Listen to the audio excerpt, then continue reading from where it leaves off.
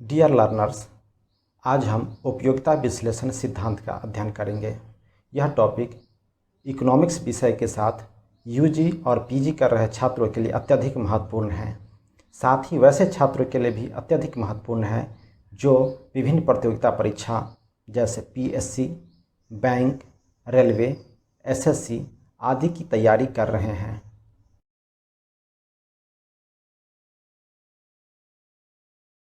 आर्थिक सिद्धांत में उपयोगिता विश्लेषण का अत्यधिक महत्व है। आज इस टॉपिक में हम जानेंगे उपयोगिता का अर्थ, उपयोगिता का गणनावाचक दृष्टिकोण, सीमांत उपयोगिता, कुल उपयोगिता, सीमांत उपयोगिता और कुल उपयोगिता में संबंध, सीमांत उपयोगिता का महत्व और उपयोगिता के कर्मवाचक दृष्टिकोण ऑर्डिनल यूटिलिटी अप्रोच का विस्तार से अध्ययन करेंगे। अर्थशास्त्र में उपयोगिता शब्द संतुष्टि के लिए प्रयोग किया जाता है। संतुष्टि उपभोक्ता की मांग पूरी होने पर प्राप्त खुशी को व्यक्त करता है। प्रारंभ में उपयोगिता शब्द को जेरेमी बेंथम और जॉन स्टुअर्ट मिल द्वारा उपभोक्ता उपयोगितावाद सिद्धांत के अंतर्गत संतुष्टि के उपाय के रूप में किया था।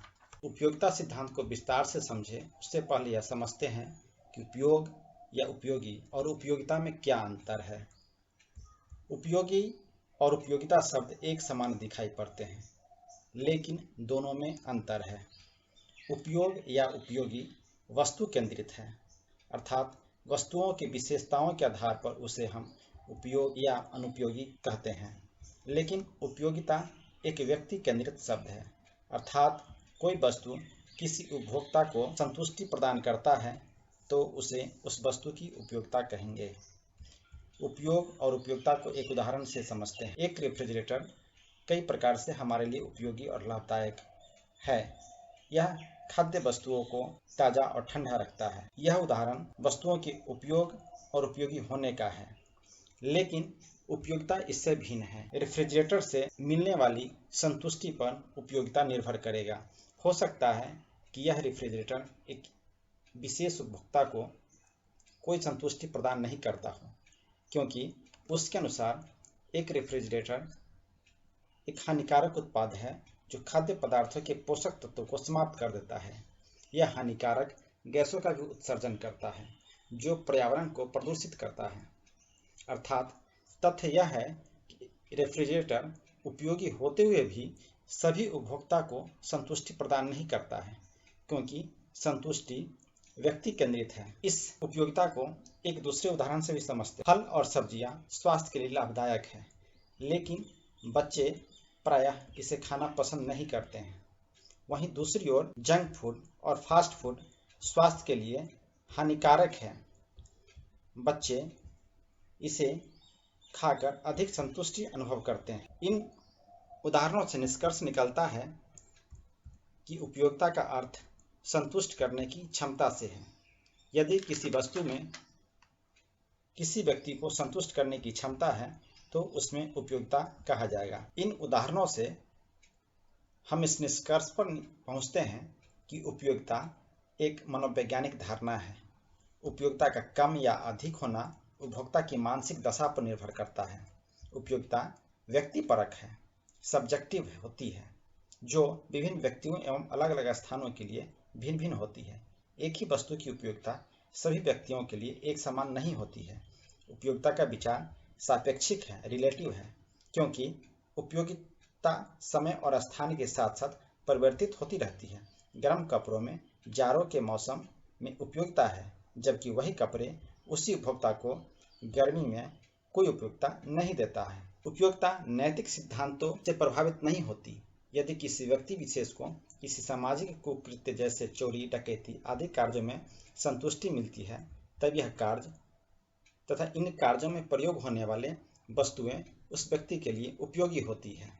उपयोगिता का अर्थ अनुमानित संतुष्टि से है, एक्सपेक्टेड सेटिस्फैक्शन से है, न कि वास्तविक संतुष्टि से, क्योंकि अनुमानित संतुष्टि उपभोग की तीव्रता, इंटेंसिटी पर निर्भर है।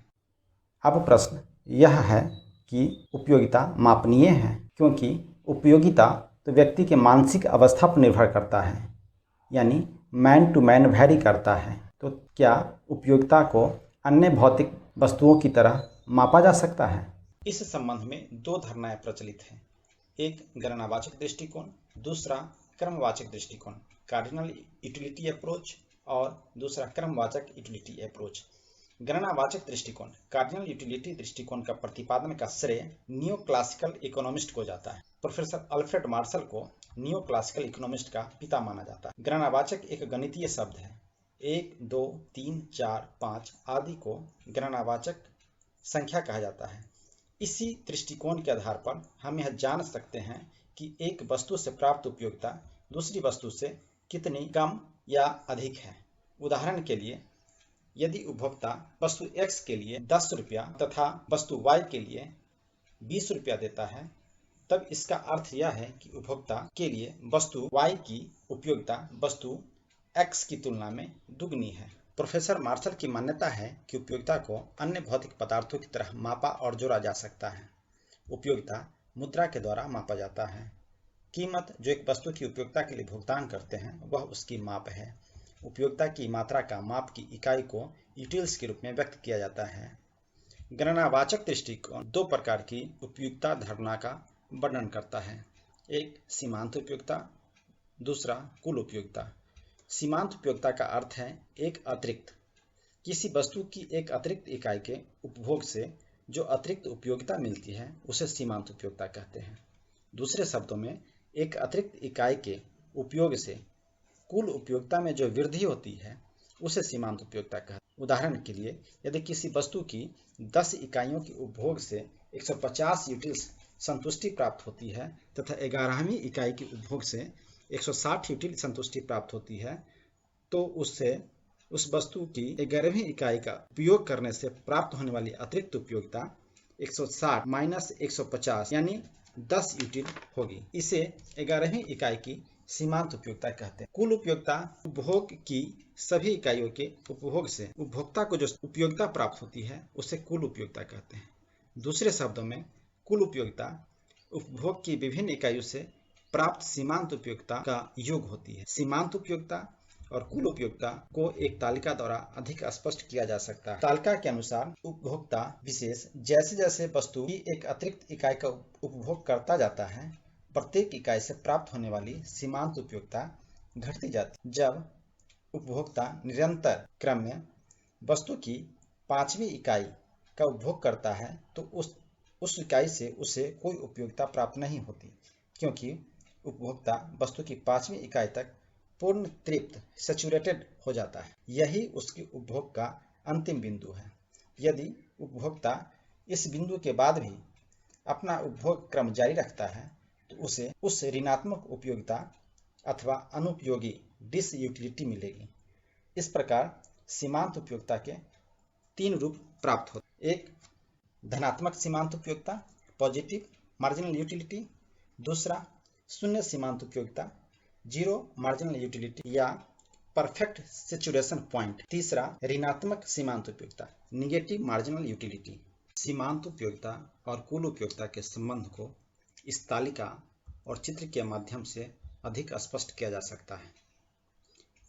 यह चित्र यह दर्शाता है कि पहले कुल उपयोगिता तथा सीमांत उपयोगिता दोनों धनात्मक होती, बाद में वस्तु की उत्तरोत्तर इकाइयों का उपभोग करने पर कुल उपयोगिता में घटती हुई दर से वृद्धि होती है। कुल उपयोगिता तब तक बढ़ती है जब तक सीमांत उपयोगिता धनात्मक। तीसरा, सीमांत उपयोगिता क्रमशः घटती जाती है, एक सीमा पर पहुंचकर शून्य हो जाती है और फिर ऋणात्मक होने लगती है। जब सीमांत उपयोगिता शून्य हो जाती है तब कुल उपयोगिता अधिकतम होती है। यही पूर्ण संतुष्टि का बिंदु है, पॉइंट ऑफ सैचुरेशन कहलाता है। पांचवा, जब सीमांत उपयोगिता ऋणात्मक होती है तब कुल उपयोगिता घटने लगती है। आर्थिक सिद्धांत में सीमांत उपयोगिता की धारणा का अत्यधिक महत्व है, विशेषकर कीमत सिद्धांत में। बाजार में एक वस्तु की कीमत निर्धारण में इसकी भूमिका महत्वपूर्ण है। उपभोक्ता वस्तु की सीमांत उपयोगिता से अधिक कीमत नहीं देता है जो उसे उस वस्तु से प्राप्त होती है। दूसरा, इस नियम की सहायता से एडम स्मिथ की हीरा पानी विरोधाभास डायमंड वाटर पैराडॉक्स की व्याख्या की जा सकती है। पानी हीरा से ज़्यादा महत्वपूर्ण है, लेकिन हीरा पानी से ज़्यादा कीमती है। इस विरोधाभास की व्याख्या सीमांत उपयोगिता की धारणा की सहायता से की जा सकती है। उपयोगिता मापन का दूसरा दृष्टिकोण कर्मवाचक दृष्टिकोण है।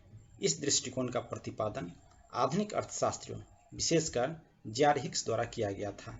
इनकी मान्यता है कि उपयोगिता को हम माप नहीं सकते हैं, हम उपयोगिता का प्रेफरेंस दे सकते हैं, हम उपयोगिता का रैंकिंग कर सकते हैं, first, second, third, fourth, fifth इत्यादि के द्वारा।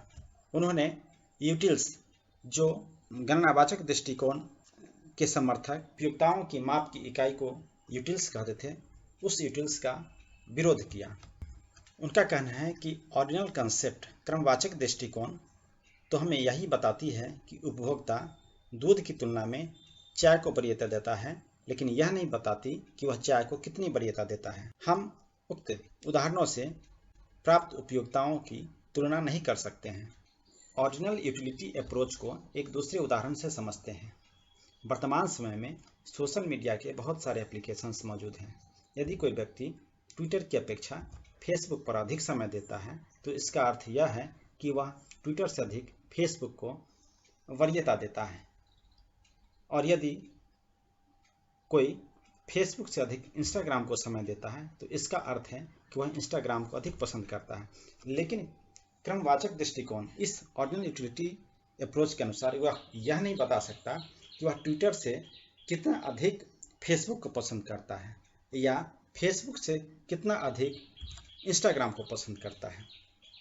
इस तरह क्रमवाचक धारणा का समर्थन करने वाले अर्थशास्त्रियों का कहना है कि सैद्धांतिक दृष्टिकोण से उपयोगिताओं को मापा नहीं जा सकता। उनका कहना है कि उपयोगिताओं की मात्रा को मापे बिना ही उपभोक्ता व्यवहार के सिद्धांत की व्याख्या की जा सकती है।